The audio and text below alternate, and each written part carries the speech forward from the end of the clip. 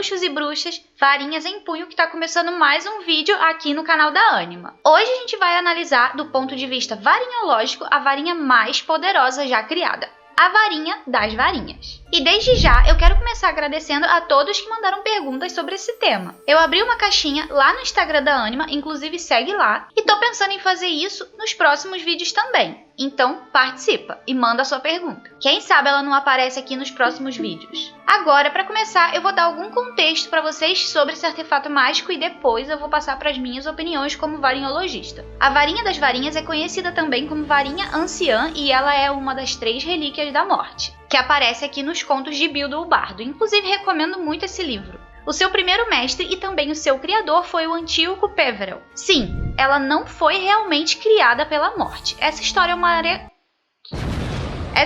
é uma alegoria, embora sim a existência das relíquias seja real. A gente não sabe muito sobre o Antíoco, mas a gente pode deduzir que ele tinha grandes conhecimentos em magia para conseguir criar uma varinha como essa. Ela tem 38,1 centímetros de comprimento e é feita de uma combinação poderosa de madeira de sabugueiro e pelo de cauda de testralho. E como vocês já sabem, só quem pode ver os testralhos são pessoas que realmente entendem a morte e o luto. Ou seja, o criador dessa varinha devia ser uma pessoa com uma grande bagagem de vida. E isso ajuda a explicar um pouco do porquê que esse artefato foi tão grandioso. A gente não pode precisar a quantidade exata de bruxos e bruxas que foram mestres dessa varinha, já que ela é cercada de acontecimentos trágicos, como vocês já bem sabem, e os registros históricos sobre ela somem e reaparecem no período entre 1214 e 1998. Isso é bem interessante porque ela é uma varinha muito criteriosa sobre quem ela aceita para ser o seu mestre. Psst.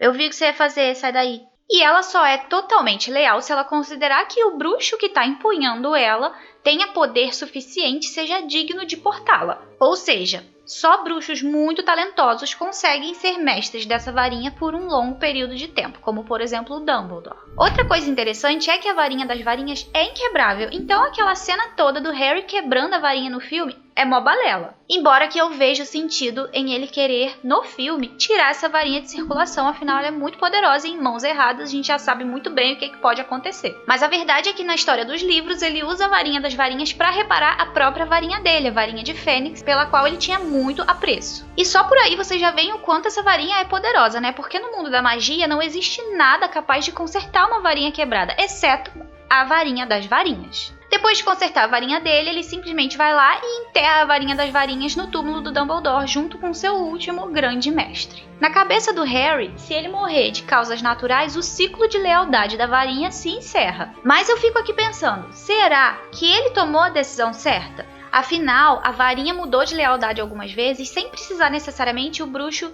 desarmar o antigo mestre dela. Por exemplo, no caso do Grindelwald, ele simplesmente foi lá e roubou a varinha do Gregorovitch. Ele não desarmou o Gregorovitch enquanto ele estava utilizando a varinha das varinhas.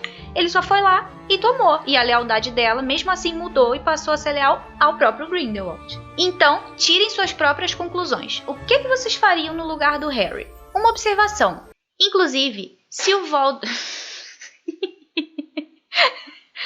Se saem uns barulhos meio doidos aqui no fundo é porque meus gatos estão fazendo arte aqui. Inclusive, se o Voldemort tivesse total conhecimento sobre como funciona a varinha e ele soubesse o que rolou na Torre de Astronomia, vocês acham que ele teria matado o Draco assim como ele matou o Snape? Fica aí o questionamento. Isso sou só eu viajando nas teorias. Continuando, essa varinha é capaz de elevar os limites conhecidos dos feitiços.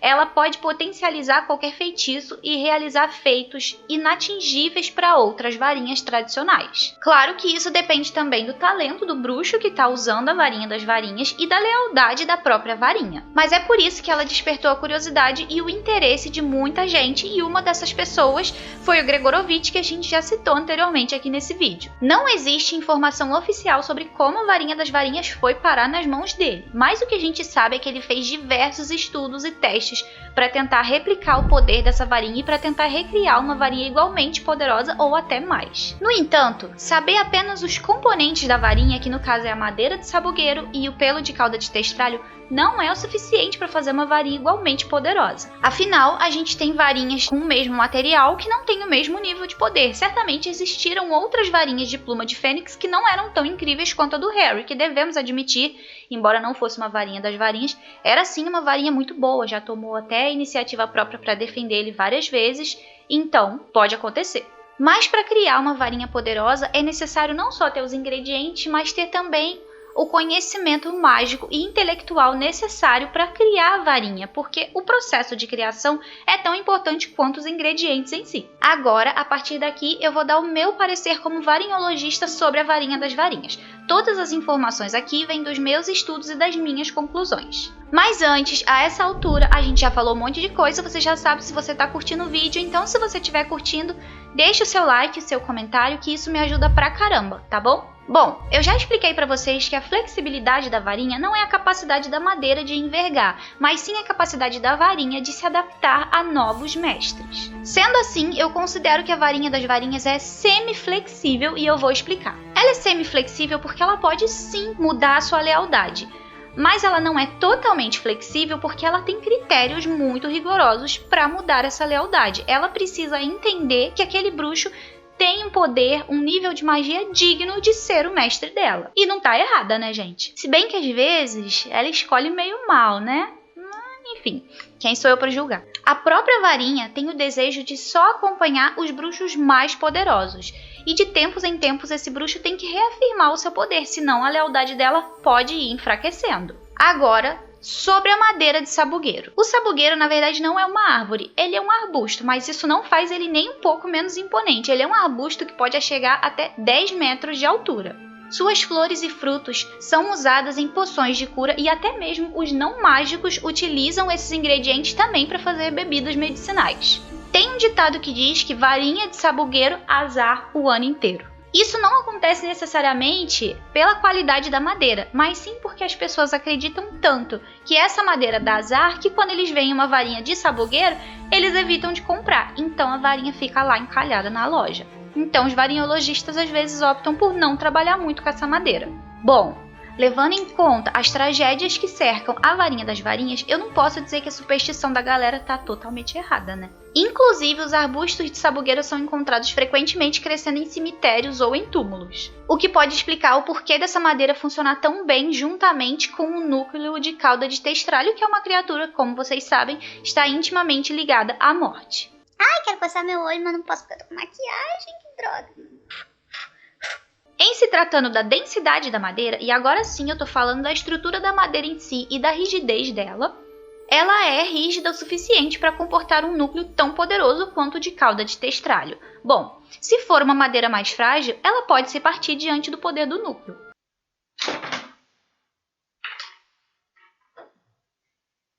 E justamente por causa dessa rigidez, ela funciona melhor com bruxos mais poderosos, e talvez seja por isso que a varinha das varinhas tem uma preferência por esse tipo de bruxo bem poderosão. Oh, meu Deus! É sempre o tronquilho, cara. Não sei como esse bicho ainda tá vivo, eu peço perdão. A plaquinha. Plaquinha que você pode comprar entrando no nosso site animavarinhas.com. É ótima para os seus gatos derrubarem. É necessário ter a magia muito aflorada para extrair o poder máximo desse núcleo e conseguir fazer a magia transbordar através de uma madeira tão rígida. Agora falando dos testralhos. Primeiro eu vim pesquisar sobre eles no livro Animais Fantásticos e Onde Habitam, mas não tem nada sobre eles aparentemente. O nosso querido tio Newt não tem muita familiaridade com essas criaturas. Sorte a dele. Nesse livro até menciona que os testralhos existem, mas não tem nada muito aprofundado sobre eles. Mesmo assim, eu vou explicar um pouco sobre essas criaturas agora. Eles são muito raros e devido ao fato de as pessoas só conseguirem enxergar eles depois que perdem alguém próximo, e devido também à aparência meio fantasmagórica deles, que eles são ali meio esqueléticos, com os olhos brancos, eles são bem esquisitões. Eles são considerados perigosos e são considerados um sinal de mau presságio. E por isso, muitos deles foram caçados e mortos. Inclusive, o próprio Ministério da Magia não faz muito esforço para colaborar com a preservação dessas criaturas. Até por isso que o Dumbledore fornece um local seguro para eles dentro da floresta na propriedade de Hogwarts. Lá tem um rebanho que é todo tratado e treinado pelo Hagrid. Porque a verdade é que se essas criaturas forem bem tratadas e bem treinadas, elas podem ser muito leais. Elas são capazes, por exemplo, de discernir um amigo de um inimigo, e elas são capazes de ajudar seres humanos nos quais elas confiam.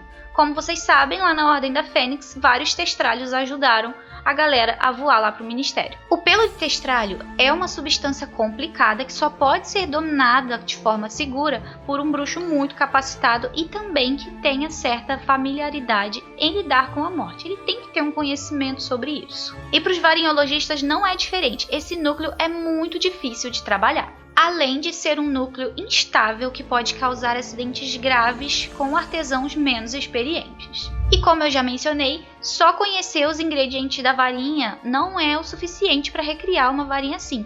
Por isso que até hoje ninguém conseguiu fazer uma varinha que chegasse aos pés da varinha das varinhas. Talvez essa combinação entre o núcleo de um animal magnífico, misterioso e leal e uma madeira resistente e poderosa sejam os responsáveis por essa varinha ser tão forte e cheia de personalidade própria. E se tratando dos seus mestres, eu acho que a personalidade do bruxo não importa tanto para a varinha. A preocupação dela e a prioridade dela é o poder. Ela quer ser acompanhada por bruxos poderosos. A índole da pessoa não importa tanto que ela vai com o bruxo das trevas, vai com um bruxo que não é das trevas, vai com criança que desarma Dumbledore na torre de astronomia, ela vai com todo mundo que ela acha, eu tenho uma chance com esse aqui parece poderoso, eu vou. Às vezes ela se engana, né? Mas na maioria das vezes ela acerta. E agora que vocês já conhecem um pouco mais sobre a varinha das varinhas, eu quero que vocês me contem sobre a varinha de vocês aqui nos comentários. Qual o núcleo e qual a madeira da sua varinha? E também sintam-se à vontade para deixar qualquer opinião ou sugestão de próximos vídeos que a gente está sempre de olho. O vídeo vai ficando por aqui. Bem feito, Nox! Agora que a gente chegou ao fim do vídeo, é hora de vender o meu peixe.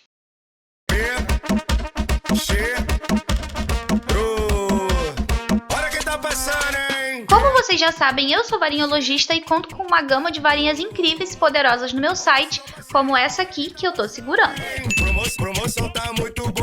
Além de outras utilidades mágicas, como poções, por exemplo. Então acesse o endereço que eu tô deixando aqui na tela para trazer um pouco mais de magia para sua vida. E usando o cupom BEMFEITOFEITO, você ainda ganha desconto.